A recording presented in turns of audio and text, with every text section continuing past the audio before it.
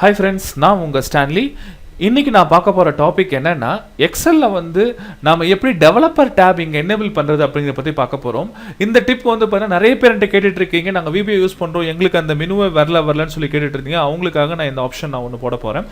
இப்போ இதில் பாருங்கள், நான் வந்து எக்ஸல் 2019 வச்சுருக்கேன். அதனால் எனக்கு இங்கே ஃபைல் மெனு அப்படின்னு ஒரு ஆப்ஷன் இருக்குது இந்த ரிபனில்.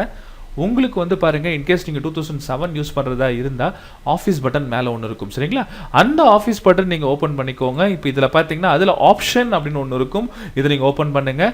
இதில் வந்து பார்த்தீங்கன்னா கஸ்டமைஸ் ரிபன் ஒன்று இருக்குது, பார்த்தீங்களா? இதை நீங்கள் கிளிக் பண்ணிக்கோங்க. இதில் பாருங்கள், இந்த ரைட் சைடில் கீழே பாருங்கள், ஆடின்ஸ்க்கு மேலே பார்த்தீங்கன்னா உங்களுக்கு டெவலப்பர் ஒன்று இருக்குங்களா?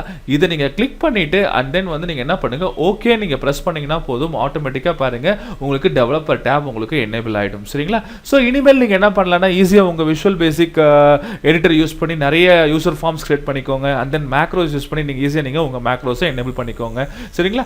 இந்த டிப்பில் வந்து உங்களுக்கு கண்டிப்பாக உங்களுக்கு யூஸ்ஃபுல்லாக இருந்திருக்கும்னு நினைக்கிறேன். நீங்கள் உங்களுக்கு பிடிச்சிருந்தா கண்டிப்பாக லைக் பண்ணுங்கள், உங்கள் ஃப்ரெண்ட்ஸ்க்கு எல்லாத்துக்குமே ஷேர் பண்ணுங்கள். நான் அடுத்த வீடியோவில் உங்களை வந்து பார்க்குறேன். Thank you friends.